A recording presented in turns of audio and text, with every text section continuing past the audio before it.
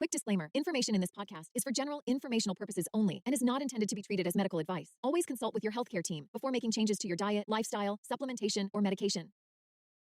Listen up as we cover questions about milk options, red wine, supplements for neuropathy, chickpeas, giving up sugar, low-carb food products, Ozempic side effects, and more.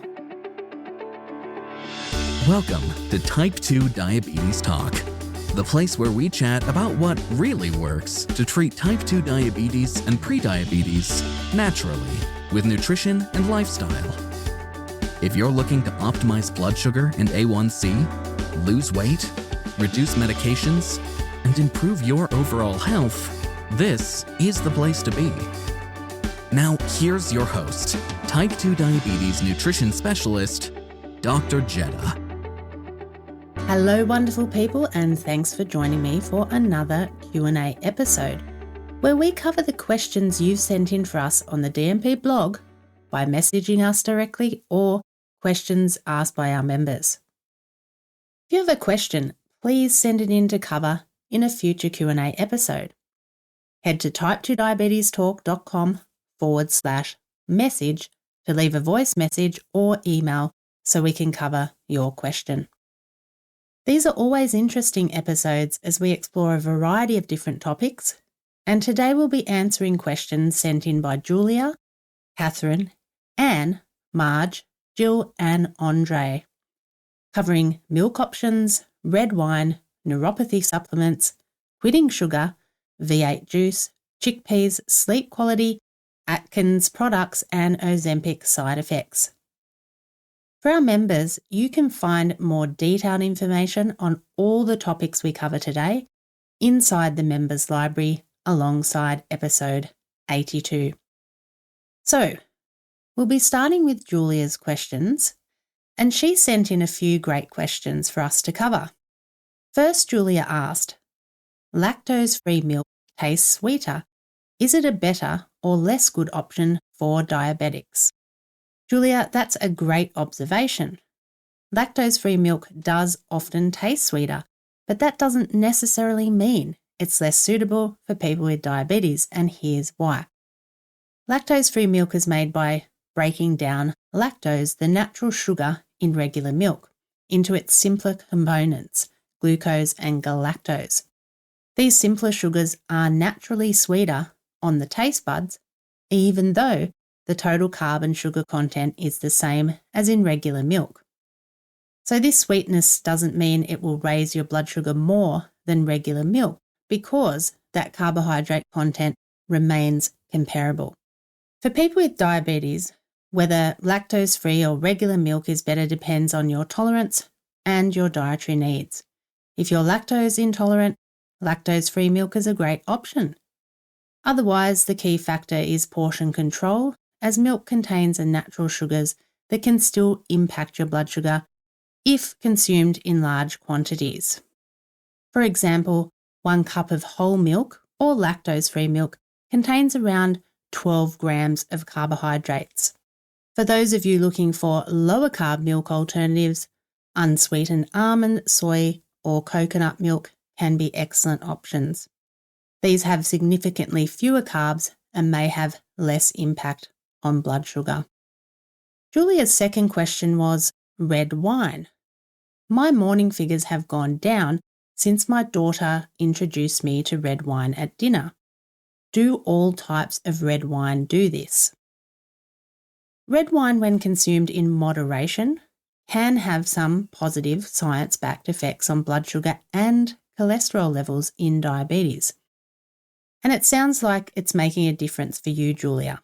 But it's important to point out that this is not the case for everyone. Red wine, it does contain compounds like polyphenols and antioxidants like resveratrol, anthocyanin and quercetin, which may improve insulin sensitivity and help stabilise blood sugar in some people. As for your question, Julia, not all types of red wine are equal. Dry red wines like Cab Sav and Merlot typically contain less residual sugar and are better choices for managing blood sugar. Of course, I didn't mention all the dry red wines, but the dry red wines are typically the best options. Now, for anyone listening who may consider trying this, it's important to enjoy red wine in moderation.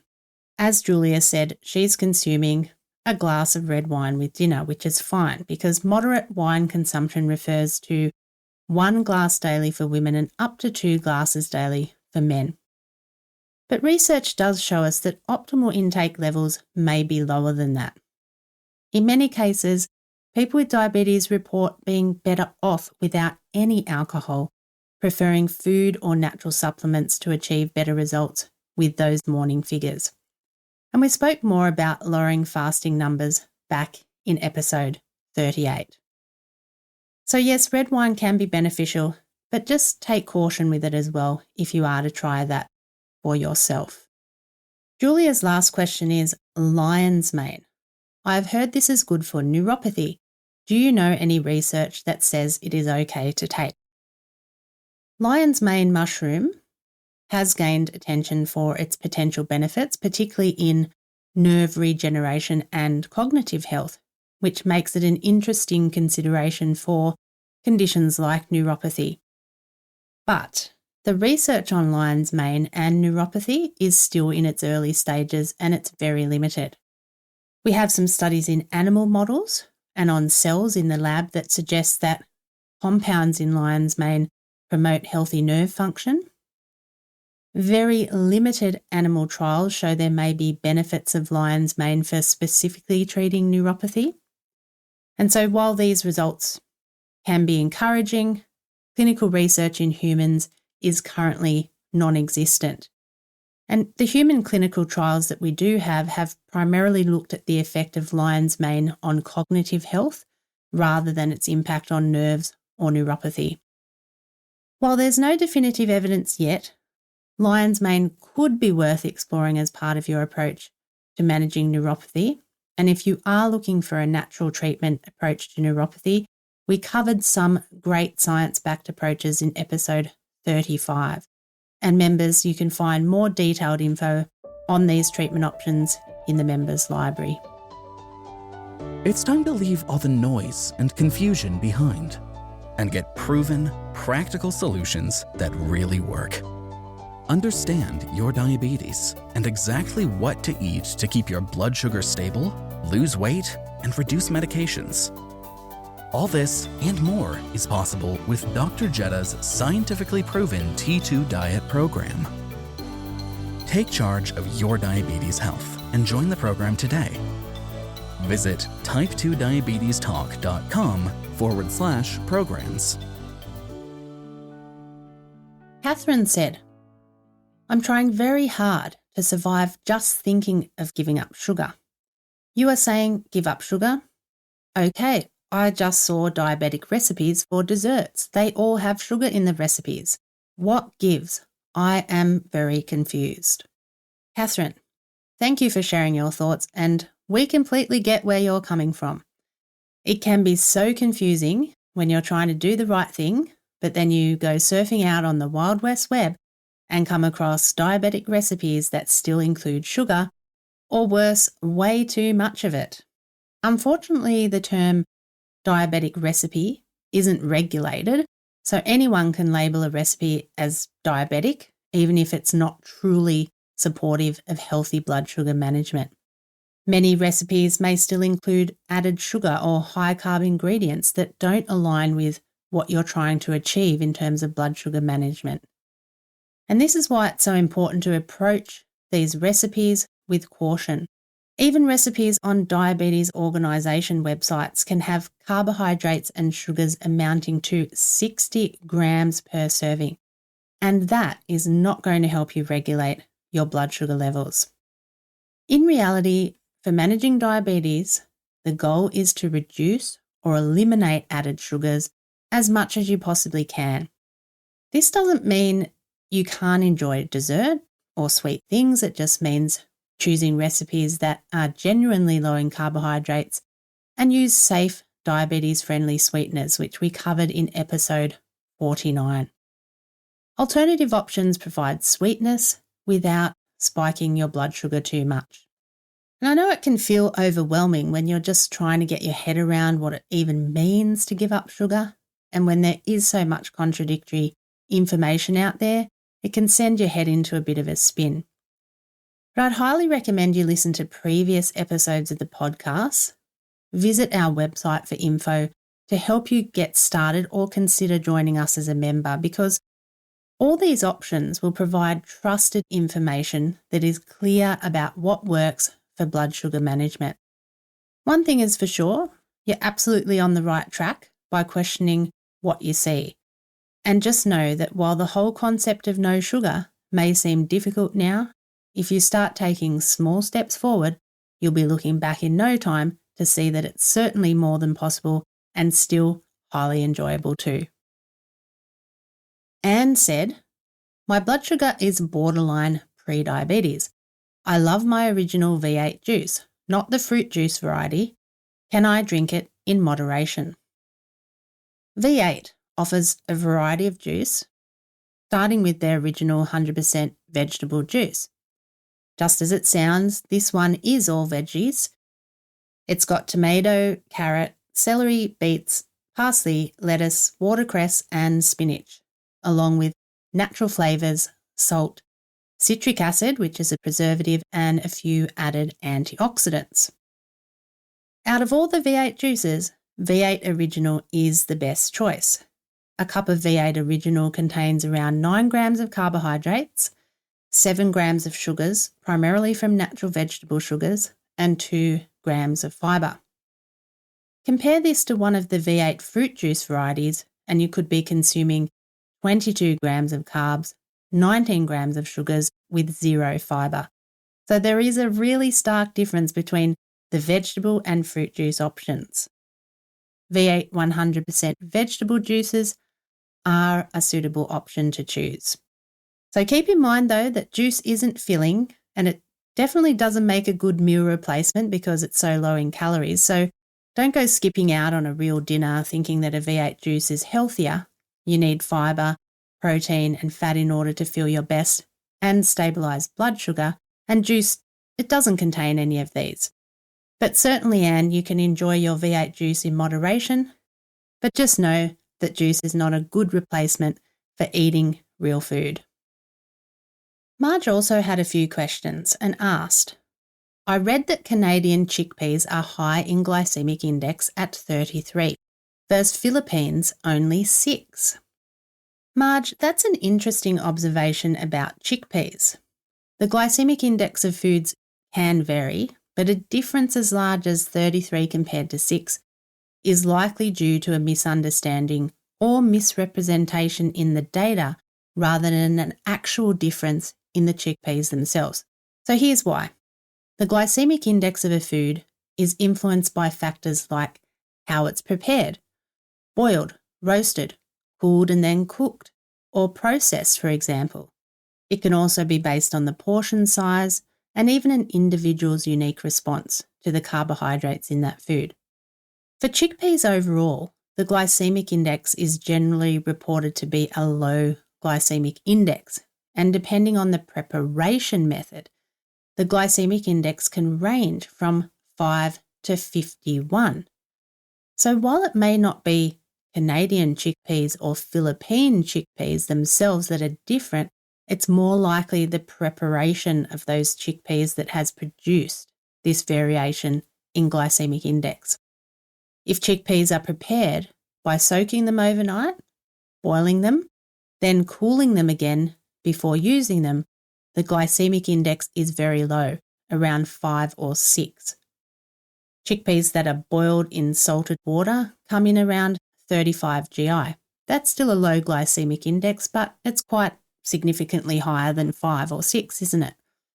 And canned chickpeas are around 38 to 51 GI, which again is low, but again higher than that 5 or 6. So the best way seems to be to soak them overnight, boil them, cool them again before using them, and that gives us that very, very low glycemic index. Marge also asked, does sleep quality affect insulin, blood sugar, and vice versa? That's a fantastic question. And yes, sleep quality and blood sugar levels are closely connected. And it's a two-way relationship. Each can influence the other. Let's start with how poor sleep affects blood sugar. When you don't get enough sleep or your sleep quality is poor, your body experiences higher levels of stress hormones like cortisol. Cortisol increases blood sugar levels by signaling your liver to release more glucose into your bloodstream. Additionally, sleep deprivation can reduce your body's sensitivity to insulin, the hormone that helps regulate blood sugar, and this combination can lead to higher blood sugar levels over time. On the flip side, if blood sugar is poorly controlled, especially if levels are very high or very low, it can disrupt sleep. For example, high blood sugar can cause symptoms like frequent urination or thirst, which can wake you up during the night. Or if a person has low blood sugar at night, it can trigger the release of stress hormones, leading to restlessness or even waking up feeling shaky and hungry. Improving one can often help the other.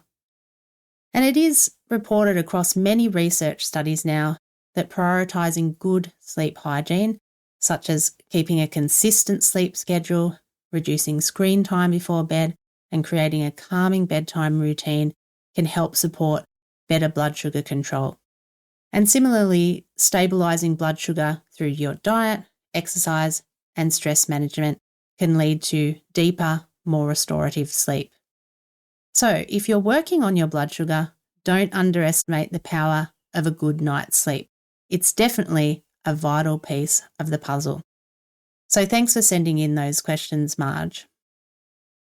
Our next question is from Jill, who asked, are the Atkins diet products, meal replacement bars, treats, snacks, okay to eat with diabetes? They seem to have a low net carb count, so I feel like they would work. This is such a great question to cover. Atkins products are often marketed as low carb, which makes them seem like a good fit for managing diabetes. And while some of their products can work in a diabetes-friendly eating plan, not all of them are created equal, so it's important to be selective. The main thing to watch out for is that Atkins sells a lot of highly processed low-carb versions of junk food, the bars, the shakes and the snacks that technically they may fit within a low-carb eating plan, but they aren't necessarily great for everyday eating. Many of these products contain artificial sweeteners, sugar alcohols, or highly refined ingredients, which can still impact blood sugar and digestion in different ways.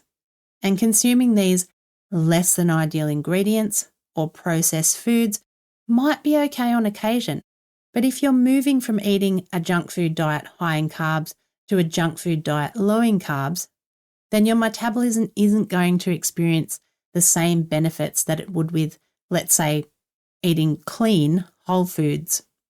And that's the thing. There are a lot of products that are now technically low in carbs and could be assumed to be diabetes friendly, but many of them are just junk foods. If you're using Atkins products or any other products that might seem low carb, focus on the ones with minimal ingredients and whole food based sources of proteins and fats and other ingredients. Yes, there are some good options, but there are lots of less than ideal options as well. So just make sure you read the ingredients list on the label and look at the nutrition facts as well to assess the quality of the food. And just keep in mind that prioritising real whole foods like healthy proteins, non-starchy veggies and natural fats will always be the best approach for stable blood sugar and long-term health. So Atkins and other brands can be an occasional option, but they shouldn't replace real nutrient-dense meals or become an everyday food. Before moving on to our last question of the day, let's hear a testimonial from one of our members. Jeff said, "I am so grateful I took part in the program. For me, it was truly life-changing. Not only was I able to bring my blood sugar levels down from 6.6% to 5.6%, my readings have stayed down no matter what I eat. I also have the tools and knowledge about how to make sure I don't push the envelope too far. So thank you so much for your program. I have recommended your guidelines to many people as they've helped me so much. Now, I just want to mention that the last question of the day has some sensitive information in relation to men's sexual health. Andre asked, I am now on insulin and Ozempic. Ozempic side effects have been bothering me. Nausea, burping and constipation. Hope they stop soon as I am now over 3 months on this therapy. But the most disturbing side effect is losing my sexual drive, erectile dysfunction, etc. Is this common with Ozempic? Is there any way to reverse that? Andre, thanks for your question. It sounds like you've been dealing with some frustrating side effects from Ozempic, and it's completely understandable why you're feeling concerned. We talked about GLP-1 agonist drugs like Ozempic in episode 55, and they do, unfortunately, come with a wide array of side effects and complications that any person taking these drugs should be aware of. So please take a listen to episode 55. Nausea, burping and constipation are commonly reported side effects, and unfortunately for many people, they don't improve over time, especially since you say you've been on the medication for over 3 months. Sexual side effects like reduced libido and erectile dysfunction aren't officially listed as common with Ozempic, but you're not alone in experiencing them. There have been growing reports of people noticing these kinds of issues and all kinds of issues that may not be officially listed on the label. While side effects vary from person to person, it is important to pay attention to how your body is responding. If these side effects are impacting your quality of life, and certainly sounds like they are, then don't delay in having a discussion with your doctor about whether Ozempic is right for you and what options you may have. If you're using insulin and Ozempic to lower blood sugar and A1C, it would be really wise to also look toward managing your blood sugar naturally. Because the other thing to consider is that high blood sugar and A1C can impact sexual health and cause erectile dysfunction. We won't go into that in detail, but we'll leave more information alongside the show notes with today's episode. It is really very important to get your blood sugar and A1C into a normal range, as it helps prevent complications, and we talked about that more in episode 30. Importantly, consider exploring a nutrition-based approach to lower blood sugar and A1C into the normal range. The nutrition approach we use has helped many people reduce their need for medications altogether, many people getting off medication completely. So you can go to our website to find lots of valuable nutrition information to help you get started, or for more support, you might consider joining us as a member. But I hope that has helped you consider a few things, and we'll certainly leave more information on our website about these important side effects regarding sexual health and diabetes as well. That brings us to the end of today's Q&A episode. We've covered a lot of ground, from making informed choices about foods like V8 juice and Atkins products, to understanding the effects of red wine on blood sugar, sleep, and insulin resistance, and the potential side effects of Ozempic. Each of these topics highlights a common theme: the importance of being proactive and informed about your health. If today's episode has helped you in any way, I'd love for you to take the time to leave the podcast a 5-star rating and review on Apple, Spotify, or head to our website to do so. And if you have a question you'd like answered in a future Q&A episode, please don't be shy. Head to type2diabetestalk.com/message to send it in. Until next time, keep taking small steps toward better health. Dr. Jedha, over and out. Thanks for tuning in to Type 2 Diabetes Talk. Please subscribe to the show on your favorite podcast platform. And for episode replays, episode notes, and more, visit type2diabetestalk.com. New episodes are available Tuesdays, 10 a.m. U.S. Eastern Time, or your time zone equivalent. Thanks again. We're truly grateful to be a part of your life and help make a real difference.